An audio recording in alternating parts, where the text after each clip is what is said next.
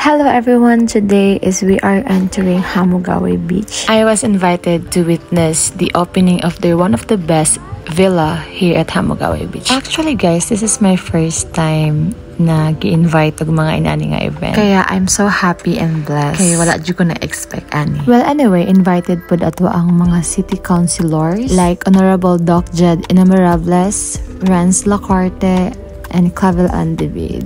So, kana guys, medyo ulaw siya kay dili basta-basta ang mga bisita. And yeah, this is the owner, Sir Venji Cresma. And may mga ibang vlogger din dito guys. And after a few minutes, nag-start na yung program. And it was hosted by our dear Smutya. So, ayan guys, we are ready to witness the ribbon cutting.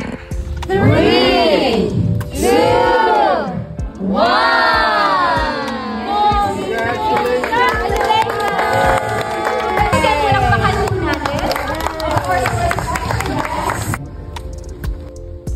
And my blessing and prayer din na nangyayari after the ribbon cutting. This will be the beginning of And this is what it looks like, guys. So this is the entrance. And of course, they are also preparing a dinner. So, kakain tayo mamaya, syempre. But before that, magtutour muna tayo, guys. We will have a villa tour. So, let's roam around and look what's inside. Let's go! Upon entry, guys, you were greeted a Bali vibes talaga. Parang wala ako sa Samal Island. Like, super ang ganda talaga ng setup. And this is the pool side with 1 umbrella and 2 rattan lounge chair. And this is my favorite spot talaga. Dito ako mas na-attract kasi guys, ang ganda ng pagka-design. And this side guys is the living area. Ganahan ko silang door kay very unique. Then napod sila cutie nga hammock or swing. Swing or sabay tawag ana guys. Like, dili ko kabalo mag-review guys, pero I try my best na mag-review og mga inani. And of course, naatoy bisita na from Japan. Char lang. That is Carl. So, cutie kay lahang living area guys. And this side is the dining area. So, lakas din makasosyal guys. Kay lahang mga utensils and all. Kay grabe jud. Wala na ko kabalo sa akong masulti guys, pero nice jud kaayo siya. Next is, let's check their bedroom guys. Very nice but ilahang cute nga hallway guys. Kay mga kagikasal. Nice ang ilahang interior design. So, this is the bedroom 1. So, may double deck siya guys. And queen size bed. Actually guys, duha ang ilahang inani nga style nga room. And the other one guys is the master's bedroom. So, this is the master's bedroom guys. At may isa pa sa kabila. So, in all, may 4 na room sila. So, this is the main entrance guys. So, dito kami pumasok kanina. At upon entry, may isang table for dining at may mini living room.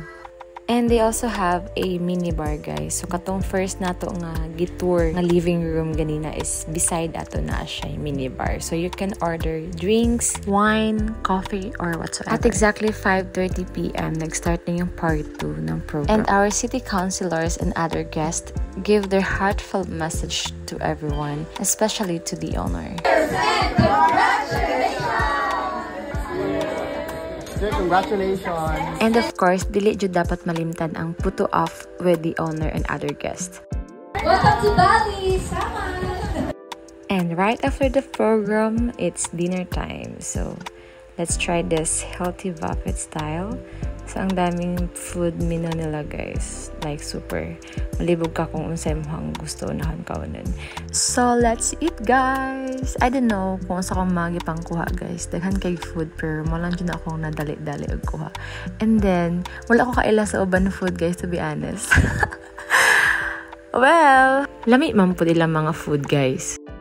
And of course, while we are having our dinner, we are entertained by the Grace Band, one of the best band in Samal Island.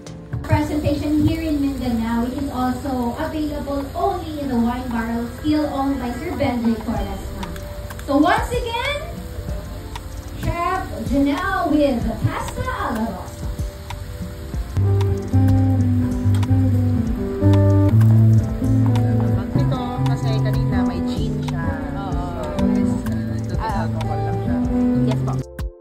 And right after the dinner guys, we met some friends from Davao City. They are also a vlogger. And i-follow nyo din yung Facebook page nila guys. And I forgot to tell you guys, maganda din yung sunset dito. Perfect na perfect talaga. So ito yung itsura niya pag sunset. So ayan, nagpicture agad ako kasi minutes lang or seconds guys, mawala na yung sunset. And guys, ito din yung ambience niya pag gabi. Sobrang relaxing guys. Grabe. So, that's all for today guys. All the details and information about this resort will be posted on my description box below. So, see you on my next vlog. Bye!